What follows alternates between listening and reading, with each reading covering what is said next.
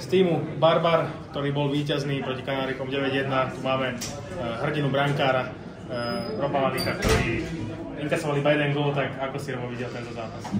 Zápas som videl vynikajúco, čo sa týkalo z našej strany, i keď nás zaskočili šťastným gólom, ktorý tam doteraz neviem, akým spôsobom sa vytratil hore.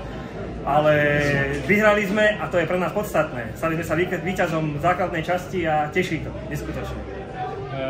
Teda víťazom základnej časti je cieľ zvíťaziť následne aj v play-off?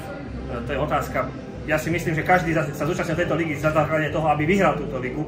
A myslím si, že všetci, hlavne chalani, ideme do toho s tým, že chceme vyhrať všetky zápasy a samozrejme vyhrať ligu a vyhnúť ten putovný pohár nad hlavu. Akými výkonmi možno sa prezentovať play-off? Myslím si, že to bude iná súťaž a tí budú motivovanejší proti vám, keďže poznajú vašu silu.